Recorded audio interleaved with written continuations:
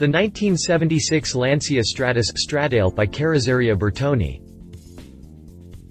The Lancia Stratos was once one of the most dominant forces in the World Rally Championship, as it took home the championship in 3 consecutive seasons: 1974, 1975 and 1976. After the 1976 campaign, however, the Stratos was pulled out of the WRC. In 1979, the Stratos wound up with a private racing firm and dominated the 1979 Monte Carlo Rally. The legend of the Lancia Stratos continues amongst rally enthusiasts. The Stratos was not only a rally machine, as Lancia did manufacture a small number of street versions of its Rally Champ. Unfortunately, with its popularity in the rally realm, many of the street version, known as the Straddles, Stratos have been converted into rally cars or modified into replicas of the WRC Champion car. Thanks to the folks at Auctions, you may be able to own one of the few near mint condition 1976 Lancia Stratos Straddles left in the world. This beautifully restored classic is set to go to auction on May 11th or 12th in Monaco. You may be wondering how well restored is this classic car, or maybe if it is worth its asking price? Maybe you haven't even heard of this car and would like to know more about it before considering shoving off to Monaco. Click past the jump to read our full review to get a better feel for this car. Exterior. Let's start off by admiring the stellar restoration job performed on this Lancia. Because Lancias were hand-built and often doubled as rally cars, very little attention went into the factory paint jobs and panel fitment. Well, the owner of this car took it upon himself to fix what the manufacturer rushed through, as the medium blue paint job is absolutely stellar and the panel fitment is to perfection. This makes this restored model even better than it was when it rolled off of the assembly line. Also true to the original are the 2 satin black spoilers, one on the roof and one on the rear. These again are positioned to perfection that not even the factory could achieve. On each corner you have the gold-colored rims, just as the manufacturer fitted it with. These rims are often replaced by slightly more stylish ones, but the owner kept this model true to the original by keeping the original rims intact. The entire exterior design of the 1976 Lancia Stratos Straddles, which Carrozzeria Bertone was responsible for, is far more modern than its 1976 model year alludes to. It has a wedge design, which was very rare for the period, allowing it to easily cut through the wind. On the roof you have a large spoiler that may or may not actually do anything more than add to this vehicle's aerodynamic drag. On its sloped rear window are louvers to help keep the interior cool.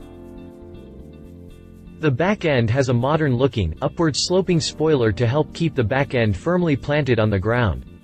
The circular headlights appear to be brand new, or at least very carefully restored, and have satin black trim surrounding them. At the bottom of the rear end is an exposed muffler with dual exits, making for a sort of faux dual exhaust system that won't trick anyone. All of the correct decals are carefully placed on this beautiful blue machine. It even has the nice B emblem on the B pillar with Bertone underneath it, in tribute to its designer. An odd thing about this car is its lack of bumpers, especially on the rear. This car was manufactured after the introduction of front and rear bumper laws in the US, so you might want to check on bumper retrofitting requirements if you plan to import it to the US. We're fairly certain it would require bumpers if you plan to drive it on the road, but the NHTSA and DOT may have an exemption for this car. Overall, the exterior is superb, but it is not flawless. You can pretty easily see that there is still a little orange peel texture on the paint, but this is easily rectified with some fine wet sanding and a high-speed buff. Then again, the orange peel does give it a more classic look, as all paint jobs from that era had some. Interior.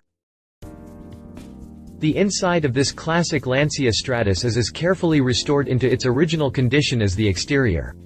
Its racing roots are obvious, as it bolsters a very simple interior with loads of gauges and plenty of race-ready equipment. Mounted on the center of the dashboard is an analog stopwatch, which is obviously used to keep track of lap times.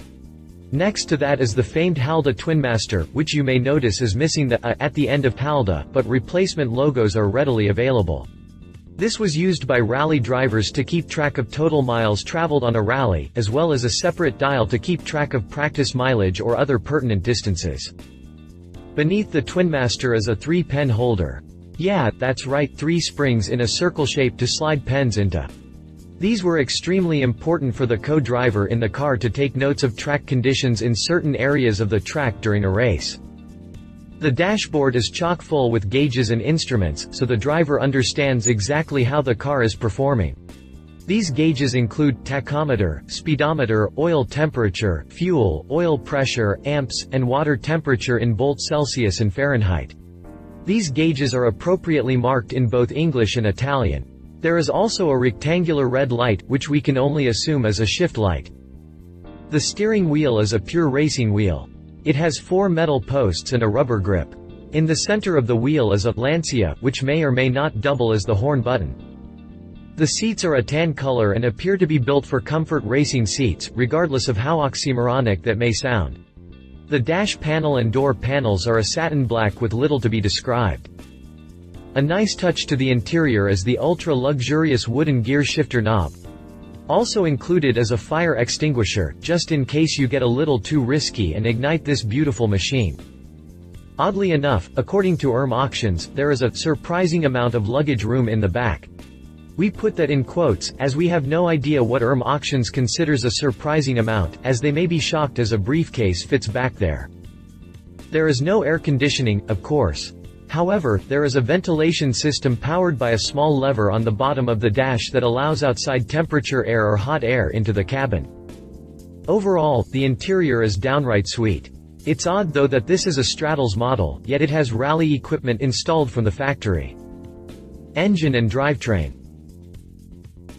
After so much about the interior and exterior, it is sad to say that there simply isn't much to say about the stuff that makes this Lancia tick. The engine is a tri-Weber carburetor-fed, Ferrari-built 2.4-liter DOHC V6 that cranks out 190 horsepower at 7,000 revolutions per minute and 166 pound-feet of torque at 4,000 revolutions per minute. It has a top speed of 143 miles per hour, which may not seem like much, but in the rallies of the 1970s, that's faster than you'll ever need to go. You may be thinking that this Stratus cannot be too awful quick. Well, thanks to its svelte 980 kg 2,160 lb physique, this little machine zips to 60 miles per hour in just 6 seconds and runs a quarter mile in 13.5 seconds. Transferring the 190 horsepower to the wheels at the job of a 5-speed manual transmission. Its final drive ratio of 3.82 is a little short for a rally car, but on the road that is perfect for cruising down the highway without the Ferrari V6 screaming too awfully loud.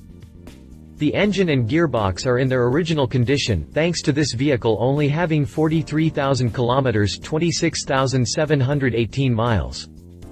Handling and braking.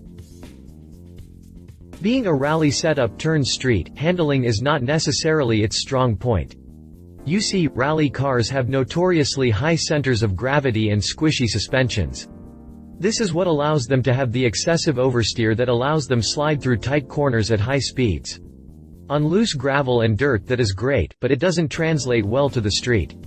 So don't expect to go taking twisty roads at too fast of speeds, unless you are in the dirt, of course. On the front end of the 1976 Lancia Stratos Straddles is an independent coil-over shock-style suspension. The rear end has a McPherson strut setup. The suspension setup is a little backwards, but it is likely to give the front end a little more suspension travel. On the 4 corners are hydraulic disc brakes. Both the front and rear discs measure in at 250 mm (9.8 inches), which is plenty of friction surface to bring this lightweight car to a halt. Pricing. An average condition 1976 Lancia Stratos Straddles will fetch upwards of $50,000, so you can assume that a mint condition one with only a little more than 20k on its ticker will fetch a king's ransom, right? We never expected to see the anticipated auction price of €250,000 to €300,000, $328,075 to $393,690. This is extremely high, and we anticipate that since these auction cars are always offered without a reserve price, that the final gavel price will be a fraction of that estimate. Competition. There really isn't any competition to speak of, as this is a limited edition machine that not many mass-produced cars can stand up to. Though it may not be as fast or flashy as today's production cars used for rallies, like the Subaru WRX, its value lies in its rarity and awesome engineering for its era. Conclusion. We love this car. It was built with a purpose, to go fast in dirt, and Lancia certainly did not offer any apologies for that. We would like to see more amenities on the inside for its whopping estimated price and for the fact that it is a street car. Its lack of these features does add to its character and really stays true to its rally roots. Like we said before, the estimated price seems pretty high considering the low knowledge on these cars. However, if you happen to get two bidders that know exactly what they are looking at, this could wind up turning into a bidding war that results in the price hitting the estimated range. If you want to take a vacation to France, visit Monaco and possibly bid on this ride, we suggest bringing a $250,000 to $275,000 bidding limit. That may just allow you to drive off with this collector's item at a price that's closer to what it is really worth.